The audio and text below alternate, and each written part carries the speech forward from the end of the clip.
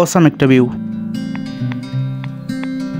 এই মুহূর্তে আরেকটি বিমান আসছে ল্যান্ডিং করার জন্য এয়ারপোর্টের দিকে। I'm enjoying my cup of tea. It's actually super taste. যদিও অনেকটা গরম লাগতেছে আর আমি প্রায় অনেকটা ঘামাই গেছি।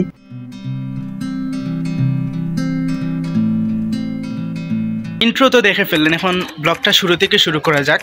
Most this blog is going to be special because of camping. তো লেটস গেট স্টার্টেড। লোকেশনটা সম্ভবত 22 টিলা হতে যাচ্ছে, অর্থাৎ 22 টিলার আশেপাশে যে কোনো একটা প্লেস আমি খুঁজে বের করার চেষ্টা করবো যেখানে কিনা মানে নিরাপদে ক্যাম্পিং করা যেতে পারে, পাশাপাশি প্লেসটা একটু মানে সৌন্দর্যমণ্ডিত হবে, যেটা আপনারা এনজয় করতে পারেন। যদি আমি এক্স্যাক্টলি শেয়ার করি, প্রথমে সিলেট যে কোনো প্রান্ত থেকে আম্বরখানা পয়েন্টে চলে যাবেন, তারপরে আম্বরখানা পয়েন্ট থেকে এয়ারপোর্ট রোড হয়ে এয়ারপোর্টে না ঢুকে এয়ারপোর্টের যে পয়েন্টটা আছে পয়েন্টটার থেকে সোজা ডিরেক্টলি প্রায় 2-3 সর্বোচ্চ 5 কিলোমিটারের মতো হবে চলে যাওয়ার পরে 22 টিলা পেয়ে যাব।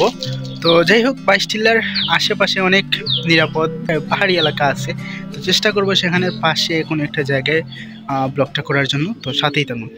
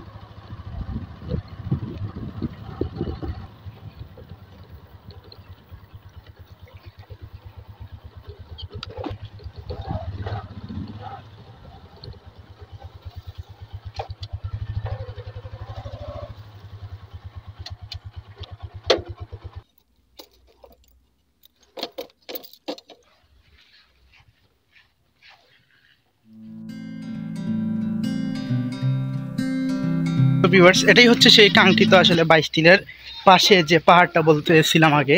ডান পাশে হচ্ছে রানওয়ে, যেখান দিয়ে আসলে বিমান উঠানামা করে সিলেট ওসমানী ইন্টারন্যাশনাল এয়ারপোর্টে। আর বাম পাশে হচ্ছে আসলে সেই পাহাড়টা যেখানে আপনারা দেখতে পারতেছেন অলরেডি আমি পৌঁছে গেছি এই মুহূর্তে with my motorcycle and I have couple of bag. আসলে 2টা ব্যাগ ক্যারি করা অনেকটা হার্ড হয়েছে, দেখতে পাচ্ছেন আপনারা। তো যাই হোক, ওভারঅল চেষ্টা করবো সব কিছু মিলিয়ে যাতে আজকের ব্লগটা আসলে মানে সুন্দর করা যায় এবং এনজয়েবল করা যায় আপনাদের জন্য। আর এই পাশে আপনারা দেখতে পাচ্ছেন যে একটা লেকের মতো আছে, পাশে একটা নৌকাও দেখা যাচ্ছে। মানে আসলে এখানে কর্মরত নতুন একটা প্রজেক্ট সম্ভবত করা হচ্ছে গভর্নমেন্টের পক্ষ থেকে, বিকজ অফ যদিও এই জায়গাটা আগে রেস্ট্রিক্টেড ছিল না, তো মনে হচ্ছে এখন আসলে যে একটা পার্কের মতো করা হবে, যেখানে মূলত মানুষজন স্টে করবে এবং সেই সাথে টিকেটিংয়ের একটা ব্যবস্থা থাকবে এবং পাশাপাশি সেখান থেকে মানুষজন বিমান উঠানামার বিষয়টা দেখবে এবং এনজয় করবে। তো আগে আমি এই জায়গাতে আসলে হিসাব ছাড়া অনেকবার এসেছি, যেটার কোনো নির্দিষ্ট হিসাব নাই, কারণ ছোটোবেলা থেকেই আসলে বিমানের প্রতি একটা কৌতূহল আমার ছিল, যার কারণে আসলে এই জায়গা থেকে একমাত্র পুরোপুরি সুন্দরভাবে নীরবভাবে বিমান এনজয় করা যায়। তো সেই কারণে আমি অনেকবার এসেছি।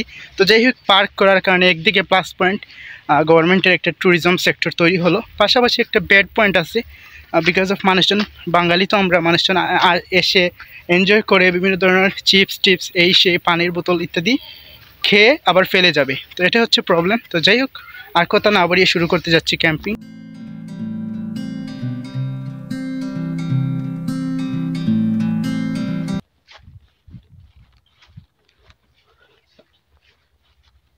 সো ভিউয়ার্স, যেমনটা আপনারা দেখতে পাচ্ছেন, এই মুহূর্তে আমি চেষ্টা করতেছি পাহাড়ে ওঠার জন্য, যদিও পাহাড়ে ওঠা কিছুটা টাফ হবে, তবে বিষয়টা আমার একদম ভালো লাগলো না। সুন্দর একটা পরিবেশ, কত সুন্দর একটা পাহাড় ছিল একসময় এই জায়গায়, বাট এখন পুরো একটা নগরায়নের মতো তৈরি করে ফেলতেছে গভর্নমেন্ট হোক আর যেই হোক। আসলে এটা কতটুকু পরিবেশ বান্ধব আমি চিন্তা করে পাচ্ছি না। এই পাশে আবার আপনারা দেখতে পারতেছেন যে বিভিন্ন ধরনের গাছ লাগিয়েছে, but it is quite unnecessary. The building, গাছ যদিও পরিবেশ বান্ধব, it's good. So this is the view of the airport of Sylhet Osman International Airport. Over here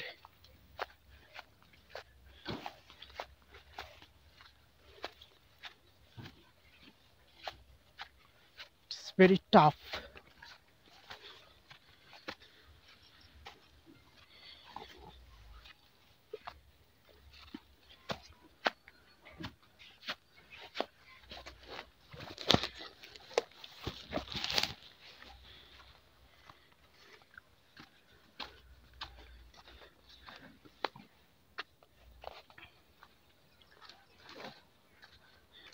এটা কিতা ভাই, কিতা বানানি ওর? হ্যাঁ, পার্ক নেই নাকিতে? বাক্কা আগে কাজ শুরু হয়েছিল, কতদিন হইব?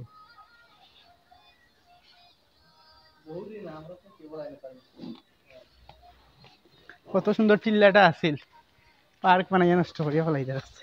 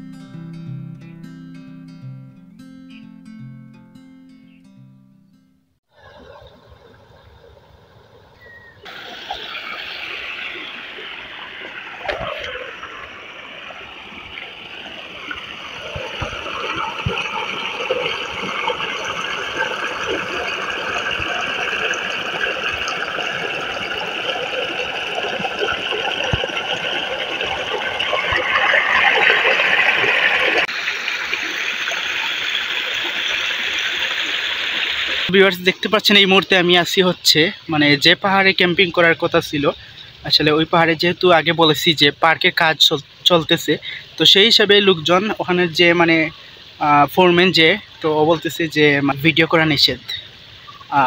খুবই সিলি একটা কারণ, সেটা হচ্ছে যে মানুষজন নাকি জেনে ফেলবে এই জায়গায় একটা ট্যুরিজম প্লেস আছে, তো তাদের কাজে নাকি বাধা বিপত্তি ঘটবে। তো যাই হোক, বলতেছে যখন না করি ভিডিও, তো যার কারণে একটু পাশে এসে ভিডিও করলাম। এই জায়গায় আসলে একটা মানে ঝর্ণার মতো জায়গা, তো ভাবলাম যে এখানে মানে পানির স্রোত আছে, আলাদা একটা environment, plus just looking beautiful the place and surroundings, যে ন্যাচারাল একটা সাউন্ড আছে সেটাও আপনাদের ভালো লাগবে, তো এনজয় করেন।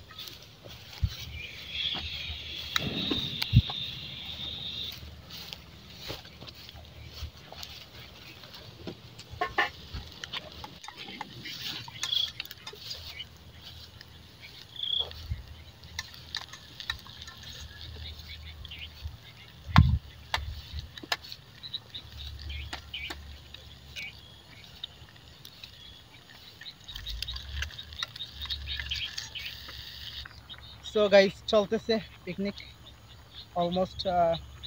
নুডলসটা এখন জাস্ট বসিয়েছি, দেখি কত দূর আগানো যায়, এবং I am super excited because I am waiting for a long time for this situation, this moment. এই দিনের জন্য আসলে অনেক দিন ধরে অপেক্ষা করতেছি যে এরকম একটা ক্যাম্পিং ব্লগ করব, যদিও সান অলমোস্ট গোয়িং টু ডাউন। তো যাই হোক,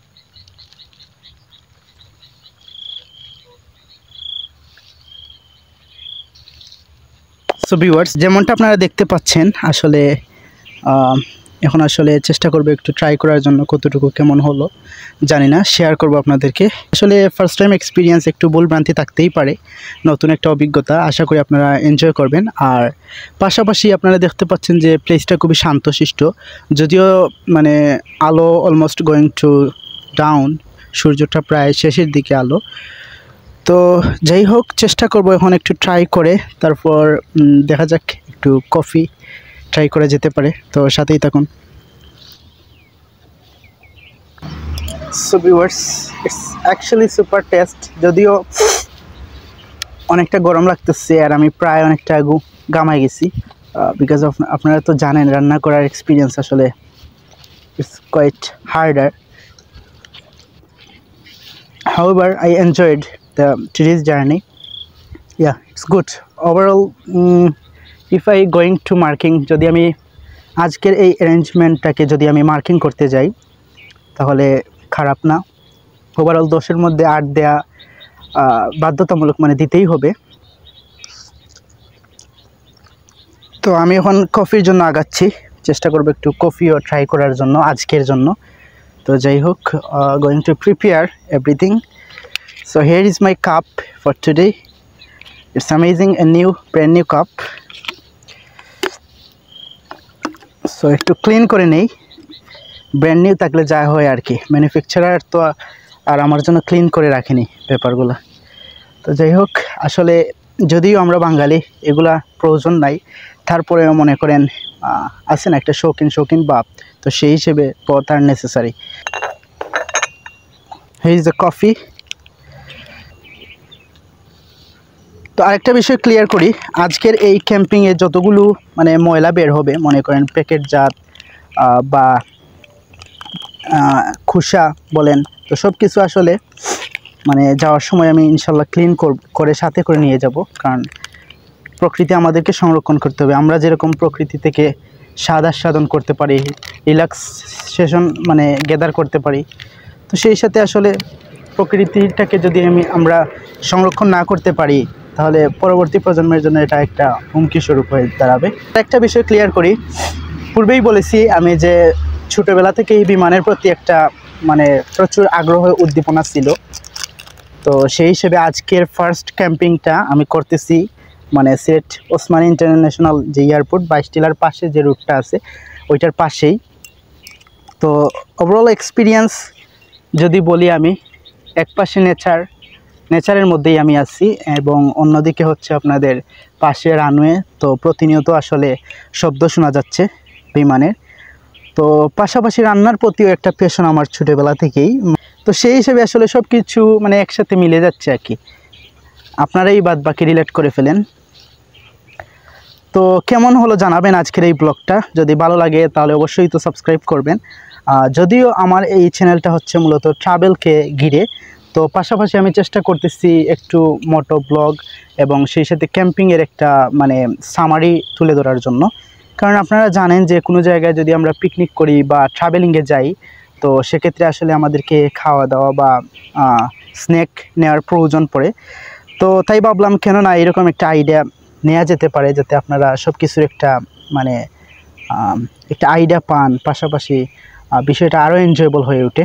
তো আর কথা বাড়াবো না, ক্যাম্পিং মানেই mute, no sound, only the nature sound. এবং পাশাপাশি আরেকটা বিষয় আপনাদেরকে শেয়ার করি, আসলে যদি আশেপাশে কোনো মানে ওই রকম কোনো সাগর না বা কোনো ঝর্ণা না, তারপরেও মানে একটা উঁচু জায়গা থেকে লেকের মতো এই জায়গায় উঁচু জায়গা থেকে নিচু জায়গায় আসলে পানি পড়তেছে, তো সেখানে আসলে এই যে ঝর্ণার যে একটা ফিল আছে সেই ফিলটাও আমি পেয়ে যাচ্ছি একসাথে।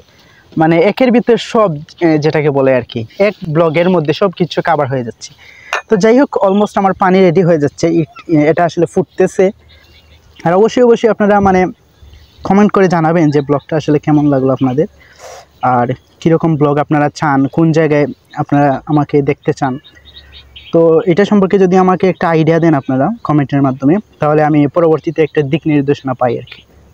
ক্যাম্পিং মানে আসলে রাত্রে স্টে করা, তো সেই হিসাবে যদিও প্রথম দিকে আমি এগুলা শুরু করতেছি, beginning point for me, so that's আসলে অতটা রিস্ক নিতে যাচ্ছি না।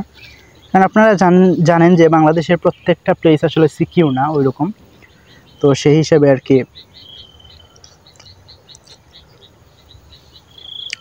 রিস্ক নেওয়াটা আসলে উচিত হবেও না। তো আপাতত ডে ক্যাম্পিং যেটাকে বলে, জাস্ট দিনেরটা কভার করতেছি, আর পরবর্তীতে চেষ্টা করব যাতে যদি আপনাদের সাপোর্ট পাই, ওই রকম অনুপ্রেরণা পাই, তাহলে সামনের দিকে আগানোর জন্য।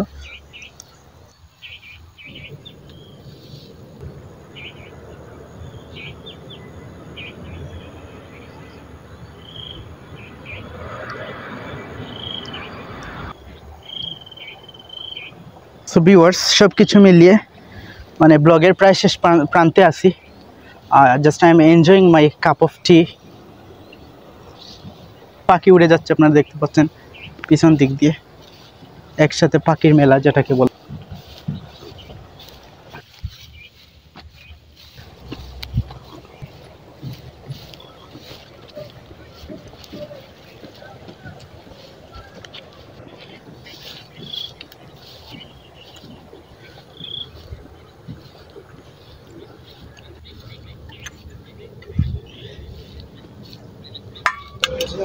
পাখি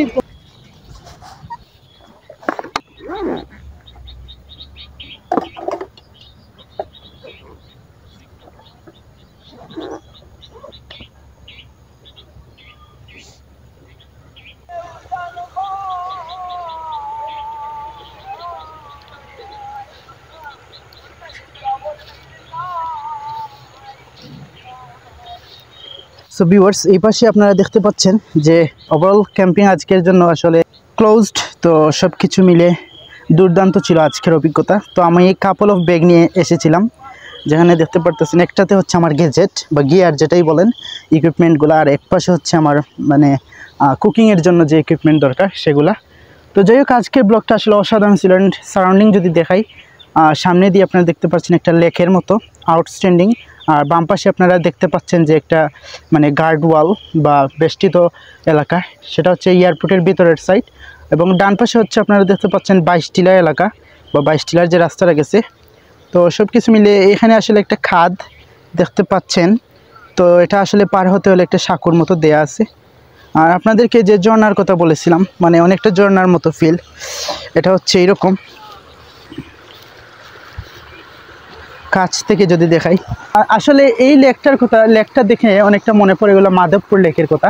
কারণ আপনারা সামনে দিয়ে দেখেন যে মানে শাপলার যে ফুটে পানির মধ্যে, মাধবপুরও অনেকটা সে একই রকম। তো সেই হিসাবে মাধবপুর লেকের সাথে কম্পেয়ার করা যেতেই পারে। আর এই পাশে হচ্ছে বন এলাকা, পাহাড়ি এলাকা, আর আবহাওয়া আউটস্ট্যান্ডিং কথায়। যদি আপনাদের ওভারঅল দেখাই, মানে মনটা ফ্রেশ করার জন্য একটা প্রকৃত প্লেস। পাশাপাশি আপনারা দেখেন যে এখানে মানে লজ্জাবতী গাছও অলরেডি লজ্জাবতী গাছ লজ্জা পেয়ে বসে আছে, মানে আমি স্পর্শ করার আগেই। সো ভিউয়ার্স, আজকের ব্লগের আসলে এন্ডিংটা এখানেই দিতে চাচ্ছি। যদিও আমাকে কিছুটা জায়গা আরও হেঁটে হেঁটে লেকের পাশ দিয়ে পার হয়ে আমাকে মানে আমার যে বাইক যে জায়গায় রেখে এসেছি ওই জায়গায় যেতে হবে, তারপরে ওভারঅল ড্রাইভ করে যেতে হবে। তো যাই হোক, অবশ্যই আপনারা জানাতে ভুলবেন না যে আজকের ব্লগটা আসলে কীরকম কাটলো আপনাদের সাথে। তো প্লেস সম্পর্কে যদি বলি, outstanding, mesmerising, all everything deserve this place. তো সবাই ভালো থাকেন, সুস্থ থাকেন। এবং পাশাপাশি আপনারা একটা বিমান দেখেন যে এই পাশে আমার পিছন দিয়ে যাচ্ছে।